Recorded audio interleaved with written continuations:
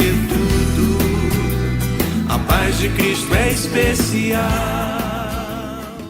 A graça e a paz, eu sou o pastor Luiz Gustavo, pastor da Igreja Presbiteriana Central de Nova Friburgo, e mais uma vez tenho aqui o prazer de continuar fazendo a exposição dos Salmos com você. Chegamos hoje ao Salmo 102, é o Salmo que eu quero compartilhar com vocês hoje. Um Salmo que me encontra, que te encontra, que faz um paralelo do sentimento, da esperança, da aflição, enfim, todo esse conjunto de sentimentos que o salmista coloca diante do Senhor aqui, e ele se aproxima muito de mim e de você. Às vezes é mais fácil a gente se aproximar dos personagens bíblicos que sofrem do que nos aproximarmos dos personagens bíblicos que triunfam, que vencem em determinados momentos da sua vida. Por quê? Porque talvez você esteja vivendo ainda um momento de aflição, de dor, de incertezas, de estar perdendo de repente a esperança. Então não adianta você somente olhar para os vitoriosos, mas é muito didático e pedagógico olhar para os que sofrem. E a Bíblia tem tantos os que sofrem como os que vencem, que triunfam, né? E a promessa de que em Cristo Jesus todos um dia triunfaremos também, venceremos com Ele. Romanos nos diz que em Cristo nós somos mais do que vencedores. Mas o Salmo 102 é um salmo que eu quero compartilhar. Vou ler até o verso 12, né, desse salmo, né, que já consegue trazer a ideia geral do salmista aqui. E o salmo diz assim, a partir do verso 1. Ouve, Senhor, a minha súplica, e cheguem a ti os meus clamores. Não me ocultes o rosto no dia da minha angústia. Inclina-me os ouvidos no dia que eu clamar. Dá-te pressa em acudir-me. Porque os meus dias como fumaça se desvanecem, e os meus ossos ardem como em fornalha. Ferido como a erva, secou-se o meu coração. Até me esqueço de comer o pão. Os meus ossos já se apegam à pele por causa do meu dolorido gemer. Sou como um pelicano no deserto, como a coruja nas ruínas. Não durmo e sou como um passarinho solitário nos telhados. Os meus inimigos me insultam a toda hora. Furiosos contra mim praguejam com o meu próprio nome. Por pão tenho comido cinza e misturado com lágrimas a minha bebida. Por causa da tua indignação e da tua ira, porque me elevaste e depois me abateste, como a sombra que declina, assim os meus dias. E eu me vou secando como a relva. Tu, porém, Senhor, permaneces para sempre. E a memória do teu nome, de geração em geração. Amém? Bom, evidentemente o salmista está num momento de profunda angústia, já com um quadro clínico aqui de depressão. Ele vai trazer aqui algumas percepções que vão dar um diagnóstico clínico de depressão para ele, né? E aí entra uma coisa aqui, porque existem muitos cristãos desinformados, muitos cristãos que não conseguem entender alguma coisa que está clara na Bíblia, que é o fato de que crentes ficam doentes também. Nós sofremos das doenças da emoção também. Essa coisa de que depressão é coisa do diabo, isso já devia ter ficado para trás há muito tempo, com a ignorância de muitos cristãos. Crentes sofrem de depressão, sim. Cristãos sofrem de doenças emocionais, sim. Né? Nós sentimos toda a angústia na nossa alma. O próprio Senhor Jesus Cristo sofreu de uma profunda angústia. Davi diz que sofreu de uma angústia dos infernos, né? As angústias do inferno apoderaram-se de mim e caí em profunda tristeza. Essa é a descrição de Davi. E a primeira coisa que o salmista faz aqui é se colocar diante do Senhor. Ouve, Senhor, a minha súplica, cheguem a ti os meus clamores. Querido, não permita que a tristeza, não permita que a angústia, não permita que a falta de esperança, não permita que o caos da sua emoção tirem do teu olhar e do teu entendimento quem é a solução real para o teu problema. Deus sempre é, foi e será a verdadeira resposta, a verdadeira cura para todos os nossos problemas, né? Eu não estou dizendo que você não pode tomar remédio, eu não estou dizendo que você não pode procurar uma terapia, eu não estou dizendo que você não pode procurar uma ajuda profissional. Eu acho que você deve fazer isso sim, né? De maneira nenhuma o cristianismo se coloca diante da ciência, mas a questão aqui na nossa fé, na elaboração da nossa fé, na manutenção da nossa fé, é entender quem vem em primeiro lugar. Deus vem em primeiro lugar. Ele sempre é a fonte de todos os recursos. Todos os recursos procedem dele, provêm dele e chegam até a sua vida através dele, né? Então é o que o salmista faz.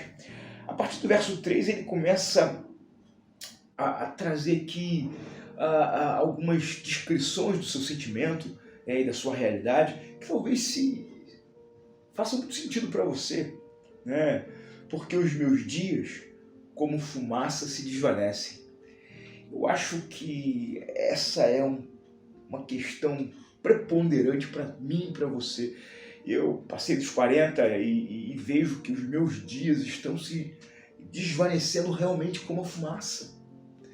Os dias passam muito rápido, as coisas estão acontecendo, os meus filhos estão crescendo, né? As coisas ao meu redor estão mudando, a minha percepção vai mudando à medida que o tempo muda e as coisas vão acontecendo.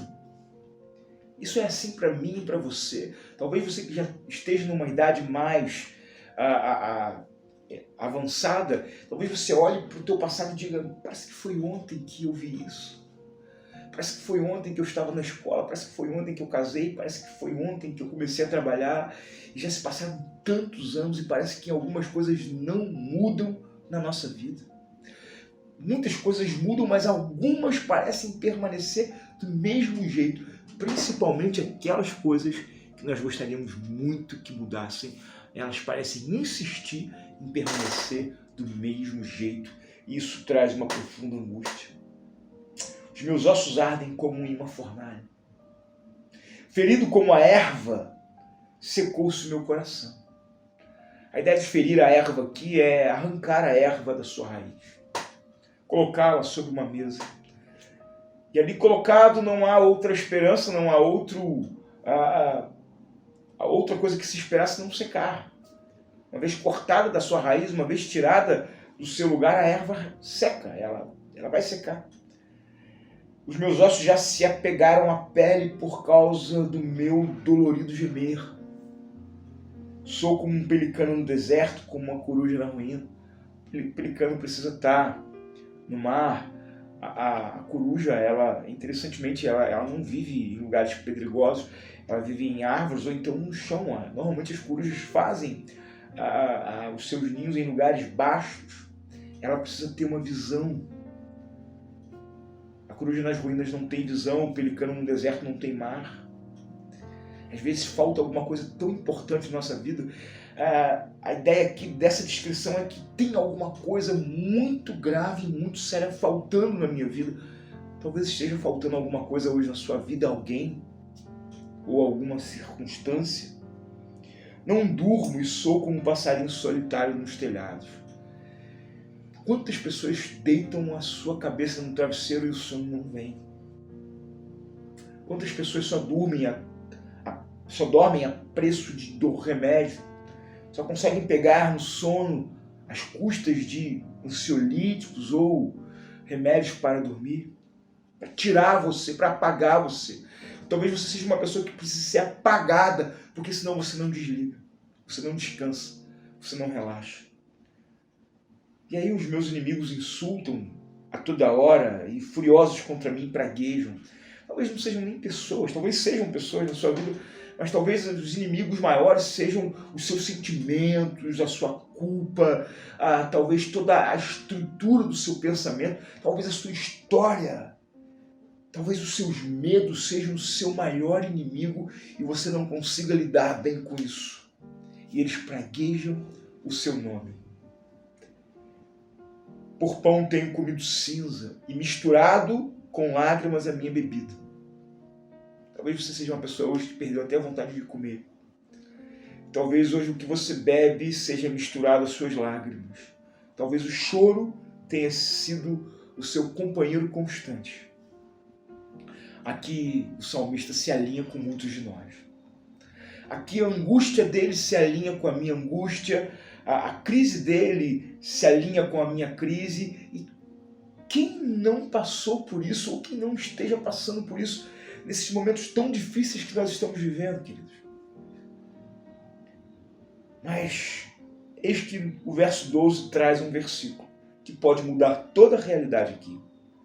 Tu, porém, Senhor, permaneces para sempre, e a memória do teu nome de geração em geração. Aqui Deus é apresentado como o sol da justiça. Aqui ele é apresentado como a resposta da esperança. Aqui ele é apresentado como o pão ao faminto, a água ao sedento. É apresentado como o mar para o pelicano, como a presa para a coruja. Aqui ele é apresentado como a companhia para o passarinho solitário. Aqui ele é apresentado como analgésico para o corpo que sente a dor. Ele é apresentado como alívio à alma que geme. Encontrar isso no Senhor não é simples. É um grande desafio. Encontrar isso no Senhor consiste em lutar contra a sua própria natureza, lutar contra as suas próprias convicções, deixar de esperar aquilo que você gostaria de esperar e esperar necessariamente aquilo que talvez você não espere. Quando Paulo escreve aos Coríntios, lá no capítulo 1, no capítulo 2, ele vai dizer algo incrível. Ele vai estar falando para uma igreja que tem muitos problemas, que tem muitas situações de enfrentamento para serem enfrentadas, muitos desacordos, muitos desalinhos. Ele vai dizer uma coisa que me chama muito a atenção. O apóstolo Paulo vai dizer uma coisa que talvez não encoraje numa primeira leitura, mas quando você entende o propósito de Deus para a tua vida, quando você entende o propósito de Deus para a sua caminhada, talvez você consiga entender melhor. E ele está falando lá no capítulo 2 sobre o caráter da sua pregação, e mais precisamente no verso 6 ele começa a falar que nem sempre a pregação consiste em te fazer entender a coisa, mas a obra do Espírito Santo consiste em trazer até você uma sabedoria que não está nos livros, nem nos mestres e nem nas coisas que estão postas nesse mundo, mas uma sabedoria que nenhum dos poderosos conheceu, porque se tivessem conhecido jamais teriam crucificado Jesus. E aí ele cita Isaías lá no capítulo 64, quando Isaías diz assim: nem olhos viram, nem ouvidos ouviram, e nem jamais penetrou no coração humano o que Deus tem preparado para aqueles que o amam. E aí, no meio daquela tensão, daquela descrição do Salmo 102, que é uma descrição de profunda angústia, de desesperança, de alguém que não vê perspectiva na sua história, eis que a palavra do Senhor diz: olha, mas o que Deus tem para você realmente não tem na história. É algo singular, é algo inédito. Nem olhos viram, nem ouvidos ouviram, nem jamais penetrou no coração do homem o que Deus vai fazer na minha e na sua vida. E aí, quando Deus aparece lá, tu, porém, Senhor, permanece para sempre. É aquele que vai garantir o depósito da minha esperança até o último dia. É aquele que vai garantir a minha história, a minha caminhada para sempre. É Ele quem vai fazer com que tudo coopere. Ele é a minha esperança. Mais interessante que o apóstolo Paulo, citando Isaías aqui em 1 Coríntios, capítulo 2, verso 9, ele diz: Deus prepara tudo isso para aqueles que o amam. Então, querido, a minha mensagem hoje, a resposta para aquele salmista sofrido, angustiado, deprimido, a resposta para o meu coração que posso estar vivendo um momento difícil, A resposta para você que está aí em casa agora, talvez vivendo exatamente um luto, uma dor, uma tristeza profunda na sua alma. A resposta que te conecta à esperança que virá e que te surpreenderá a alma, o coração e a história. O que te liga, o que te conecta a essa esperança de algo que ainda não aconteceu é o amor.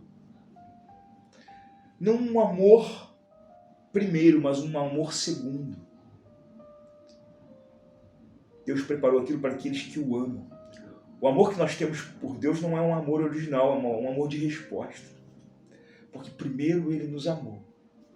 Então, querido, faça como o salmista. No meio da tua dor, no meio da sua falta de respostas, no meio desse mar de incertezas e de desesperança, olhe para o Senhor. Clame ao Senhor. Veja o amor dele e responda ao amor dele com o teu amor. Porque o que ele tem preparado para aqueles que o amam é maravilhoso. Talvez a resposta para toda a tua angústia esteja no amor dele. Não talvez, certamente. Então, que o seu compromisso seja amar o Senhor, acima de todas as coisas. Amarás o Senhor, teu Deus, de todo o teu coração, de toda a tua alma e de todo o teu entendimento. Querido, descanse no amor do Senhor. Se você não consegue fazer isso com alguém, procure alguém para te ajudar. Procure uma igreja, procure um pastor. A Igreja Presbiteriana Central de Nova Friburgo está aqui à sua disposição. Eu vou pedir para colocar o telefone aqui da nossa igreja. Se você precisar de ajuda, ligue para a gente, fale conosco. Aprenda o caminho de amar o Senhor. Deixa Deus tomar conta da sua história e da sua vida. Que Deus te abençoe, rica e abundantemente. Nos encontraremos no próximo programa aqui, no Graça e Paz. De coração, irmão, quero te declarar a paz que vem de Jesus e vale muito, muito mais do que ouro ou outro metal, mais do que tudo, a paz de Cristo é especial.